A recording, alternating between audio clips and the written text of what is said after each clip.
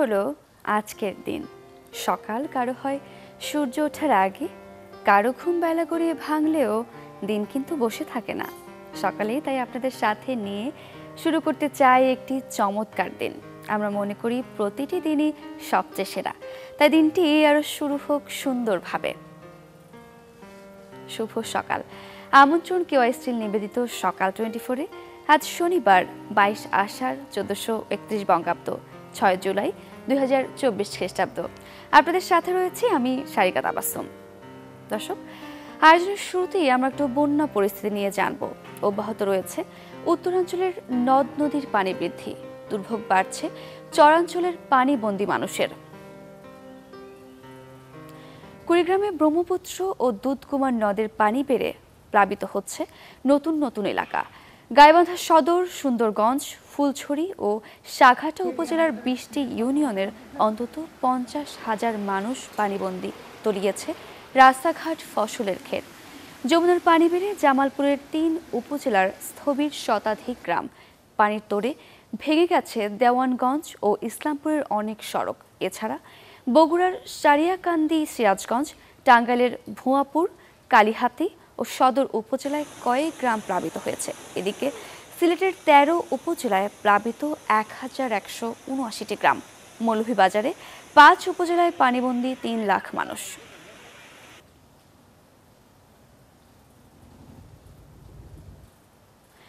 দর্শক, আমরা বন্যা পরিস্থিতির আরও খবর জানবো। আমরা চলে যাব টাঙ্গাইলে যমুনা সহ প্রায় প্রত্যেকটি নদীতেই বিপদসীমার উপর দিয়ে পানি প্রবাহিত হচ্ছে। আমরা সেখানকার আরও খবর জানবো।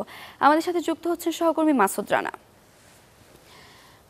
আমরা একটু টাঙ্গাইলের বন্যা পরিস্থিতি নিয়ে জানতে চাই। আমি বলছিলাম প্রায় সব নদীর উপর দিয়ে পানি প্রবাহিত হচ্ছে বিপদসীমার উপর দিয়ে, তো এখন কি পরিস্থিতি এবং পানিবন্দী মানুষের জন্য কোনো ব্যবস্থা নেওয়া হয়েছে কিনা?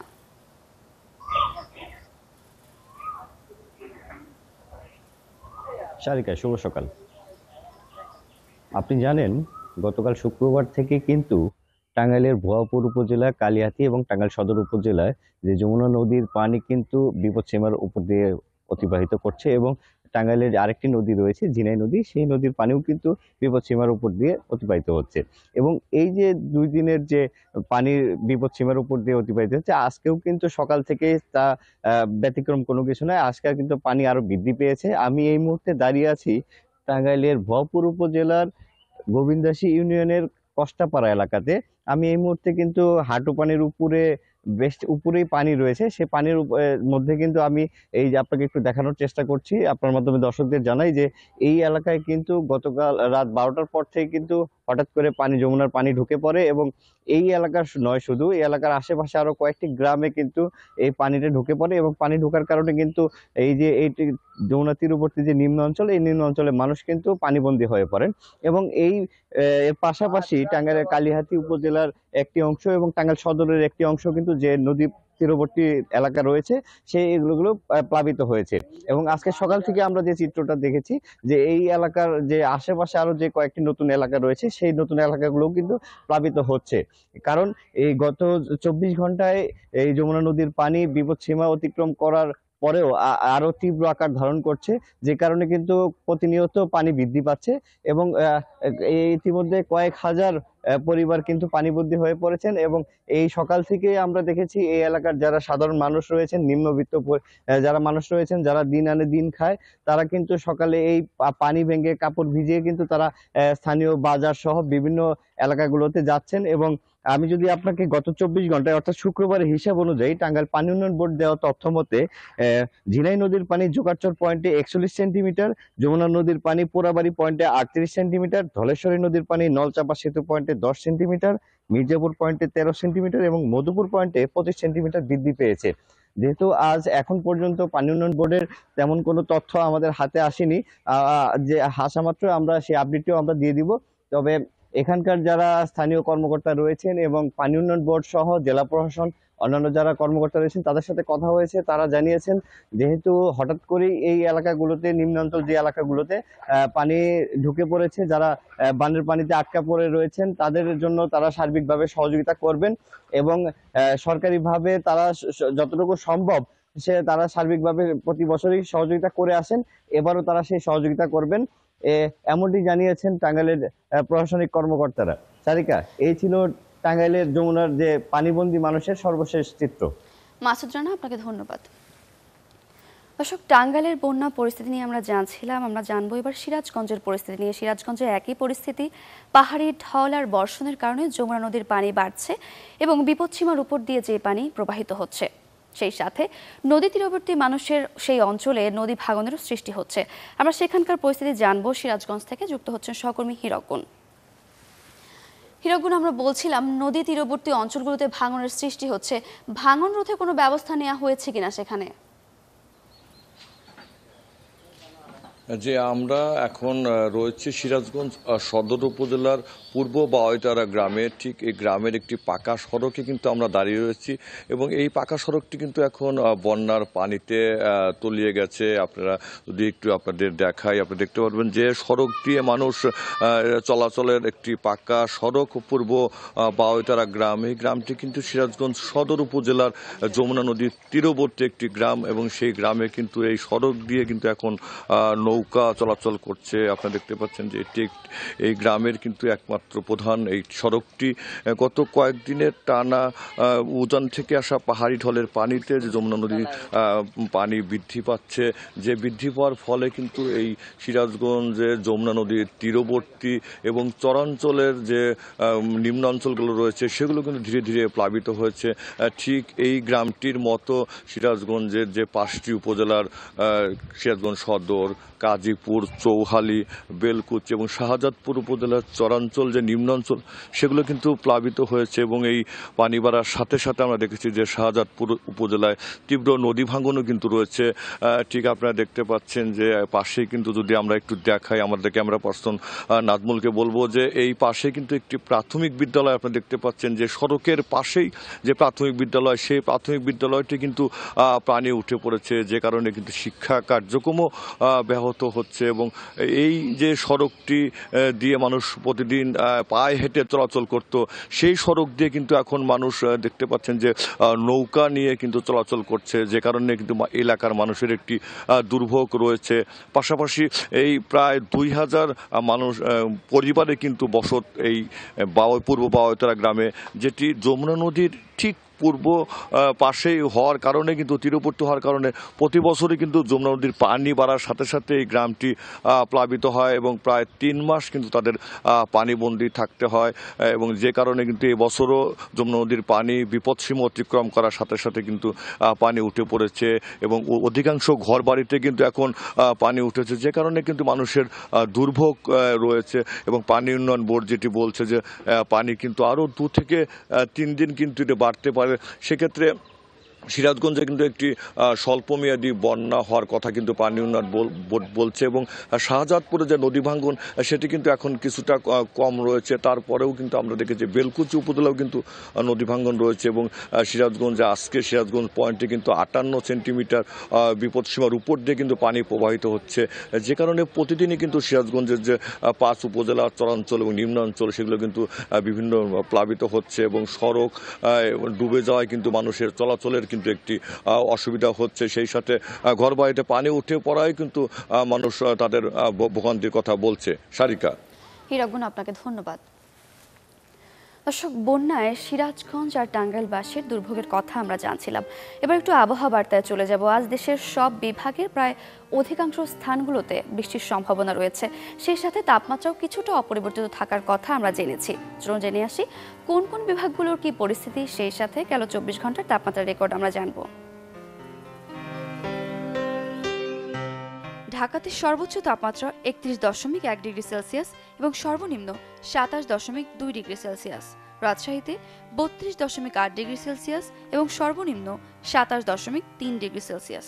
রংপুরের সর্বোচ্চ 32.5 এবং সর্বনিম্ন 26.7 ডিগ্রি সেলসিয়াস। ময়মনসিংহে 29.0 ডিগ্রি সেলসিয়াস এবং সর্বনিম্ন 27.3 ডিগ্রি সেলসিয়াস। সিলেটে 30.2 ডিগ্রি সেলসিয়াস এবং সর্বনিম্ন 26.0 ডিগ্রি সেলসিয়াস।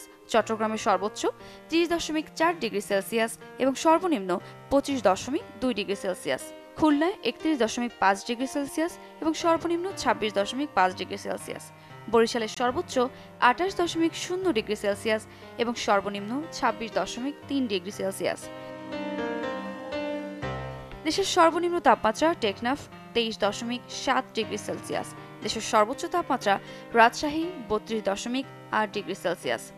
আজ সকল বিভাগের অধিকাংশ জায়গায় জায়গায় অস্থায়ীভাবে দমকা হাওয়া সহ হালকা থেকে মাঝারি ধরনের বৃষ্টি, বজ্রসহ বৃষ্টি হতে পারে। সেই সাথে রংপুর ও সিলেট বিভাগের কোথাও কোথাও মাঝারি থেকে ভারী থেকে অতি বর্ষণ হতে পারে। সারা দেশে দিনের তাপমাত্রা সামান্য বৃদ্ধি পেতে পারে ও রাতের তাপমাত্রা প্রায় অপরিবর্তিত থাকবে। দর্শক, আমরা একটু পটুয়াখালীর পরিস্থিতি নিয়েও জেনে আসবো। সেখানে টানা বেশ কয়েকদিন ধরে বৃষ্টি চলছে। আমরা সেসব নিয়ে জানবো, কৃষিতে কেমন ক্ষয়ক্ষতি হলো, সেই সাথে অন্যান্য ক্ষেত্রগুলোতেও ক্ষয়ক্ষতি কেমন হলো সেসব নিয়ে জানাতে পটুয়াখালী থেকে যুক্ত হচ্ছেন সহকর্মী এম.কে. রানা। এম.কে. রানা, আপনি দাঁড়িয়ে আছেন, আমরা দেখতে পাচ্ছি। তো কৃষি ক্ষেত্রে কেমন ক্ষয়ক্ষতি হয়েছে? টানা বেশ কিছুদিন ধরে বৃষ্টি চলছে, এসব নিয়ে আমাদের জানাবেন। হ্যাঁ সারিকা, শুভ সকাল। আমি এখন দাঁড়িয়ে আছি পটুয়াখালীর একটি ইউনিয়নের আসলে গ্রামীণ জনপদে। আপনি কিন্তু দেখতে পাচ্ছেন যে আমার পিছনে টানা 9 দিন কিন্তু বৃষ্টিপাতের ফলে পটুয়াখালীর যে নিম্নাঞ্চলগুলো আছে সেই নিম্নাঞ্চলগুলো কিন্তু একরকম প্লাবিত হয়ে আছে।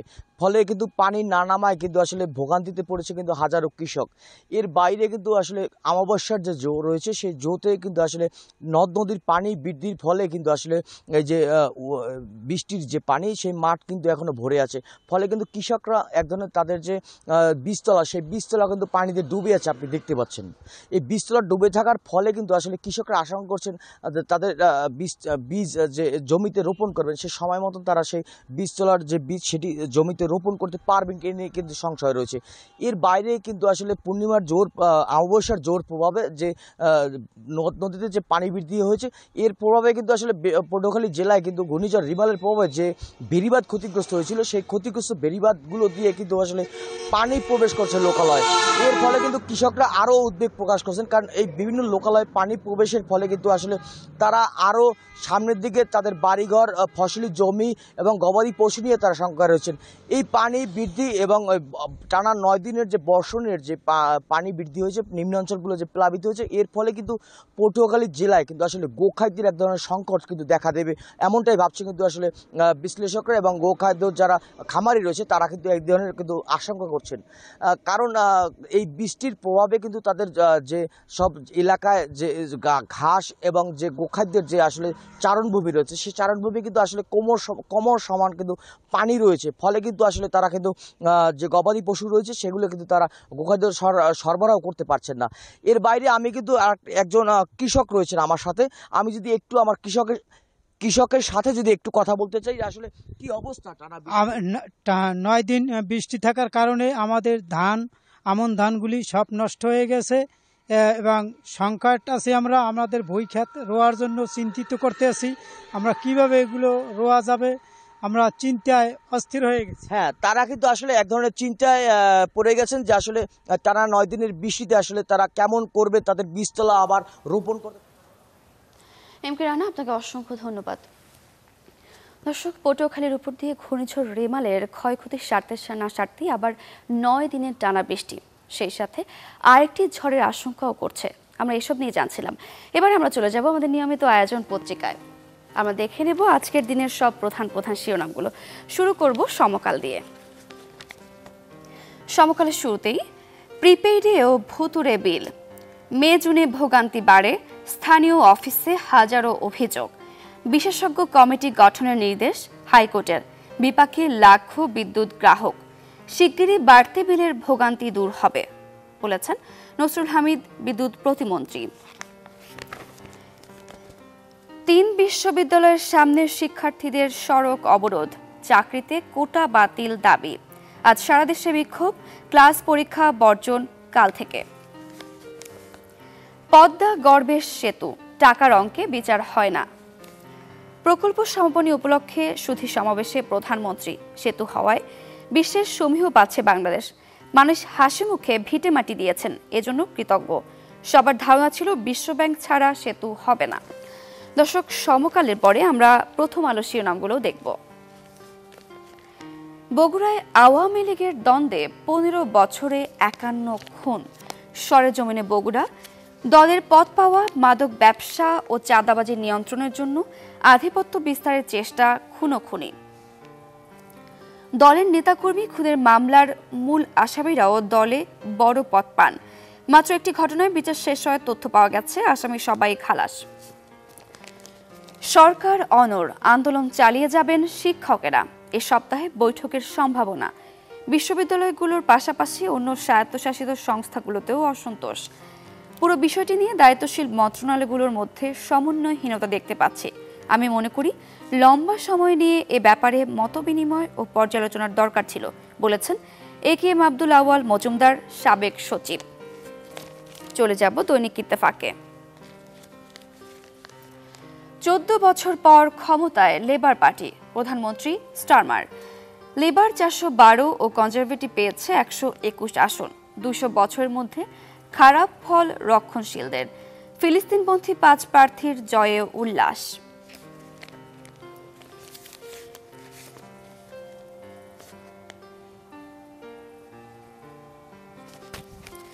চলতি মাসের শেষ ভাগে মধ্যমেয়াদী বন্যার আশঙ্কা। দেশ জুড়ে অতি ভারী বৃষ্টি হতে পারে।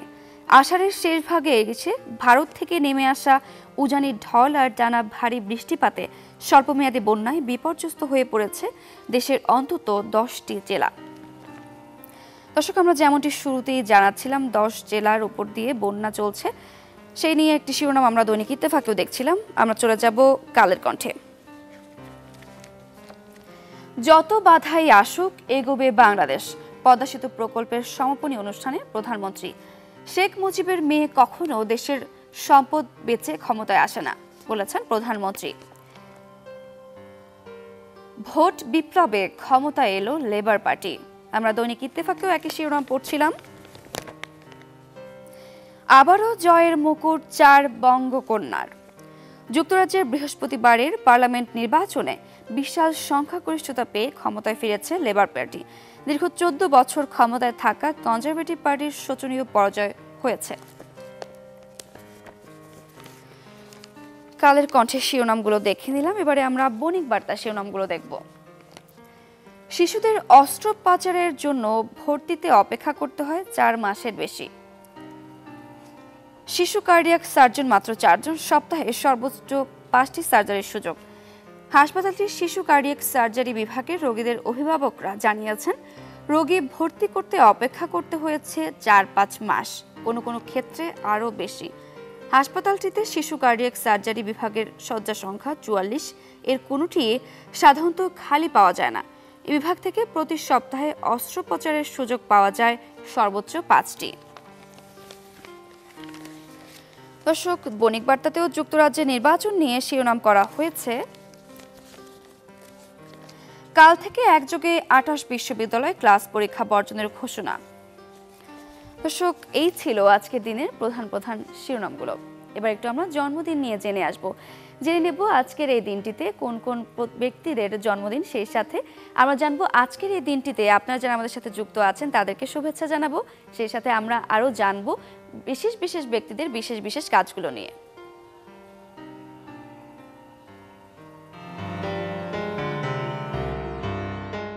1946 সালের এই দিনে জন্মগ্রহণ করেন মার্কিন অভিনেতা ও চলচ্চিত্র পরিচালক সিলভেস্টার স্ট্যালোন। তিনি রকি মুভি সিরিজে অভিনয় করে বেশ সাড়া তৈরি করেন। সিলভেস্টার স্ট্যালোনের রকি সিরিজের সর্বশেষ চলচ্চিত্রটি হচ্ছে রকি বালবোয়া। এছাড়াও তিনি র্যাম্বো চরিত্রের জন্য বিখ্যাত। এখন পর্যন্ত 6টি রকি ও 4টি র্যাম্বো ফিল্ম হয়েছে।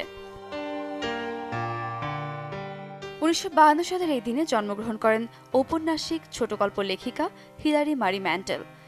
তিনি প্রাবন্ধিক এবং সাহিত্য সমালোচক হিসেবেও পরিচিত। তার সাহিত্য কর্মগুলো ব্যক্তিগত স্মৃতিচারণমূলক গ্রন্থ থেকে শুরু করে ঐতিহাসিক উপন্যাস পর্যন্ত বিস্তৃত। তিনি 2009 সালে তার বই উলফ হলের জন্য ম্যান বুকার পুরস্কার লাভ করেন। 1980 সালের এই দিনে জন্মগ্রহণ করেন ফরাসি চলচ্চিত্র অভিনেত্রী ও মডেল এভা গ্রিন। গ্রিনের প্রথম সিনেমা দ্য ড্রিমার্স। পরে 2006 সালে কিংডম অফ হ্যাভেনে অভিনয় করে প্রশংসা কুড়ান। 2006 সালে James Bond cinema Casino Royale Bond girl ছিলেন গ্রিন। এই চরিত্রের জন্য তিনি বাফটা পুরস্কার অর্জন করেন। 1985 সালের এই দিনে জন্মগ্রহণ করেন ভারতীয় চলচ্চিত্র অভিনেতা রণবীর সিং। 2010 সালে Yash Raj ফিল্মসের romantic comedy band Baaja Baaraat ছবিতে প্রথম অভিনয় করেন। 2015 সালে বাজিরাও মাস্তানি ছবিতে তিনি বাজিরাওয়ের চরিত্রে অভিনয় করেছিলেন। এই ছবিটি ছিল বলিউডের সর্বাধিক বাণিজ্য সফল ছবিগুলোর অন্যতম। দর্শক, এবারে কেওয়াই স্টিল নিবেদিত সকাল 24 এর সময় হলো ছোট্ট একটা বিরতির। ফিরছি আরও আয়োজন নিয়ে, আমাদের সঙ্গেই থাকুন।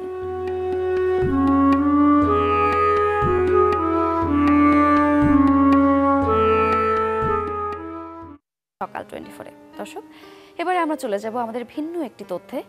5 থেকে 8 লাখ টাকা দাম চাওয়া হচ্ছে একটি খেজুর গাছের। অবাক হলেও সত্য, জাতীয় বৃক্ষ মেলার এক স্টলে হাঁকানো হচ্ছে এই দাম। যদিও কিসের ভিত্তিতে এমন দাম চাওয়া হচ্ছে তার সদুত্তর দিতে পারেনি নার্সারি মালিক। মেলা কর্তৃপক্ষ বলছে মূলত ভাইরাল হওয়ার উদ্দেশ্যে এমন দাম চাইছেন কেউ কেউ। এমন বাস্তবতায় বিদেশি গাছ আনার ক্ষেত্রে সব ধরনের ছাড়পত্র যাচাইয়ের পরামর্শ দিলেন উদ্যান তত্ত্ববিদরা। সৌদি আরবের আল বারহি জাতের এই খেজুরের নাম মেটজুল। প্রায় 20,000 টাকা খরচ করে বাংলাদেশে এর চারা আনে আশুলিয়া গার্ডেন সিটি ও খান নার্সারি। প্রায় 4 বছর নার্সারিতে পরিচর্যার পর ঠাঁই হয়েছে জাতীয় বৃক্ষ মেলায়। এক একটি গাছের দাম হাঁকানো হচ্ছে 5 থেকে 8 লাখ টাকা পর্যন্ত। আমাদের নার্সারিতেই ধরছে, এটা টিস্যু কালচার ছাড়া ছোটো থেকে আমাদের নার্সারিতে ড্রামের ভিতরেই ধরছে এই খেজুরটা। দাম চাই আমরা 5 লাখ টাকা। তবে কিসের ভিত্তিতে এমন মূল্য নির্ধারণ করা হয়েছে তা জানতে চাইলে দেননি কোনো সদুত্তর। আইপি ও টিআর চালান সহ কোয়ারেন্টিন ছাড়পত্র আছে কিনা তাও জবাব মেলেনি। এটা আমি আন্দাজে বলতে পারবো না, এটা কত নিয়ে আসছে মালিকে, এটা আমি বলতে পারবো না। আমি চারা লাগাইছি, চারা থেকে হয়েছে। কেন বাড়িতে নিয়ে আসি? বাড়িতে এটা বাড়িতে কীভাবে বানায়? মানুষ বললে খেলে হয়ে গেল। অস্বাভাবিক দাম শুনে প্রতিক্রিয়া জানালেন মেলায় আসা ক্রেতারাও। একটা 5 লাখ তো হয় না। একটা নার্সারি যখন করে অনেক গাছ থাকে, তাই না? একজন এমপ্লয় থাকে, শুধু এটাই তো সে ম্যানেজমেন্ট করে না। তো গাছ এটা তো স্বর্ণ অথবা ইন্টারন্যাশনাল কোনো প্রোডাক্ট না, যেটার কারণে কোনো বাধা ধরা দাম হয়তো বা থাকতে পারে, বাট এটার ব্যাপারে আমরা অতটা বেশি অবগত না। মেলা কর্তৃপক্ষ বলছেন ভাইরাল হওয়ার জন্যই মূলত এমন দাম নির্ধারণ করেছে খেজুর গাছটির মালিক। আমাদের ভাইরাল প্রবণতা আছে, দেখবেন, মানে বিভিন্ন কথা বলে ভাইরাল হওয়ার জন্য। আমার কাছে এরকম মনে হচ্ছে যে একটা অনেক দাম চাইলাম এটা একটু হইচই পড়ে যাবে, এরকম আর কি, যে সবাই দেখবে বিষয়টা। এই যেমন এখন সে আবার যেমন ওই গাছটা দাম 3 লাখ টাকা যাচ্ছে বিক্রির জন্য, বিক্রির উদ্দেশ্যে। মেলায় বিদেশি গাছ আনার ক্ষেত্রে সব ধরনের ছাড়পত্র রয়েছে কিনা তা যাচাই বাছাইয়ের পরামর্শ উদ্যান তত্ত্ববিদদের। সরকারি বিধি মোতাবেক কোয়ারেন্টাইন চুল ফলো করে ওনাকে পারমিশন সংক্রান্ত হবে, এবং সেক্ষেত্রে কত উৎস থেকে আসতেছে তাহলে সেই প্রাইসটাও সেখানে জানা যাবে। তাহলে সেই প্রাইসটা জানার পর ওনার কত খরচ হলো সেটিও অবশ্যই এর মধ্যে নির্ধারণ করতে হবে। তাহলে উনি কত মার্জিনে প্রফিট করে এটা সেল করতে পারেন, একটি জায়গায় আসতে হবে।